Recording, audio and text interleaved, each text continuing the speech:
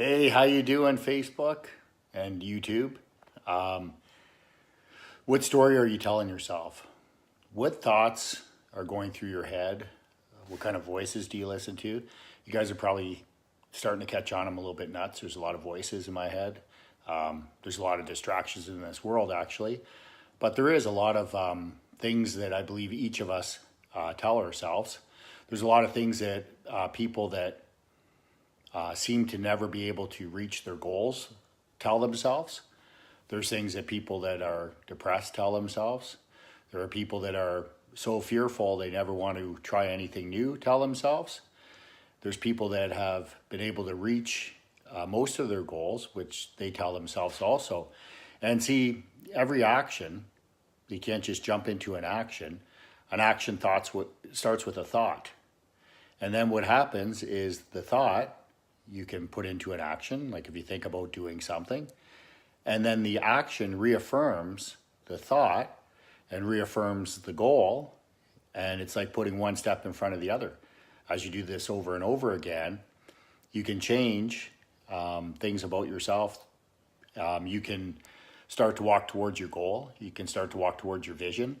Some of the thoughts that I had when I was younger was, you know what, I wasn't going to amount to anything. I'd never have a long-lasting relationship because I got into relationship after relationship that were unhealthy, and they were about 3 years in length or so. And I kept on following that, right? And I didn't until I changed that mindset, until I became open-minded to meeting people in different places. Well, I met my wife at church, so that was a really different place than what I was frequenting before and the people that I used to meet.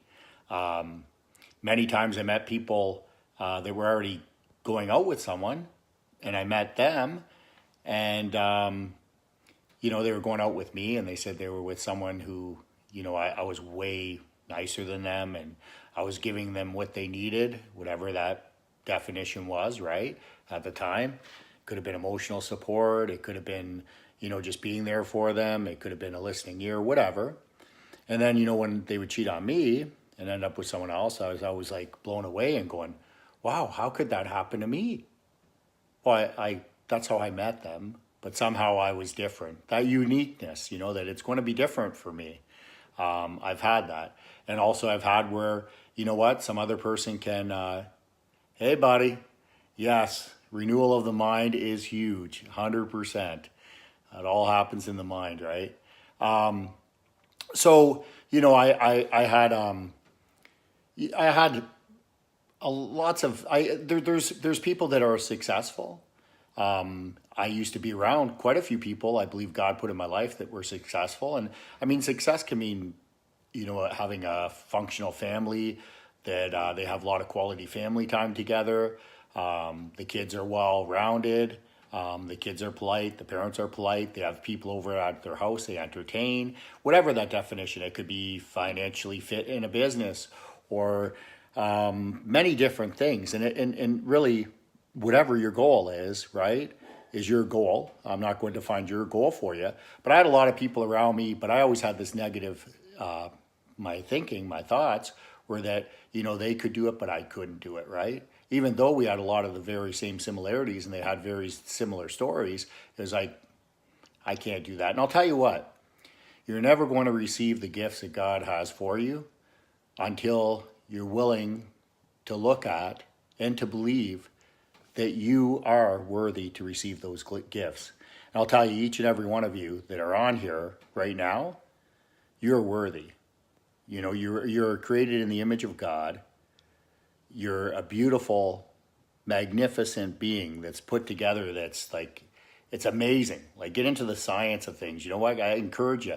Look into some biology. Look into some physiology of us. Look into the DNA. The DNA is actually, it's a blueprint, right? The DNA is a code. It's an actual code. It's like a computer coding. It's a code. We're wonderfully made, right? And we're all worth and worthy. But until you're ready to be open to that and you get rid of that negative self-talk and that defeating defeating thoughts, right? That you're not, you can't accept the gift. you can't accept the gift. And be willing to accept the gift. And see, my gift that I have received abundantly is people, is fellowship with other people. People that are like-minded, people that are not so like-minded, but most of the people that I hang around with, we have similar goals. We have similar goals, and our similar goals, we're trying to do to enrich in our lives and enrich in the people around us. So, you have to hang around. You'll turn out to like the people you hung around with. And I've heard this over and over again, right? And I've said it many times that the 5 people you hang around with, you'll become like those 5 people. And, when I was a kid, and these guys were good guys. I mean, we were in trouble, but good-hearted guys. But we did some things, not so honorable. We could have invested our time and our energy into some more productive things, but we did some things, and we all did those things. The 5 people that hung out, we did these things, and we shared similar things. As I started to hang out with other people, I started doing the things that other people did. So anyways, surround yourself. People are, we're our greatest gifts to each other. So open yourselves up, give yourself some time.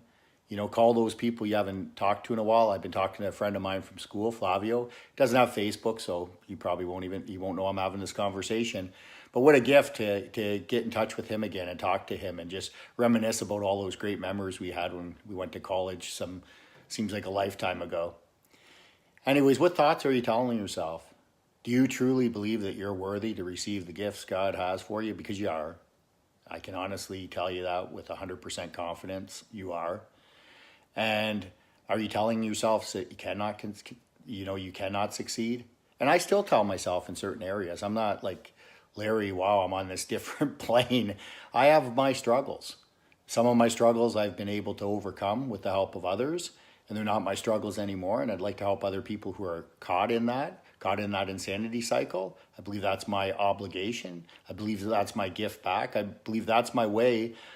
Instead of just saying, thank you, God, for helping me with that, my way of saying thank you is by taking the action to help another person. And that shows a heart of gratitude is a heart of action and a heart of giving towards others. For me, that's what I define it as.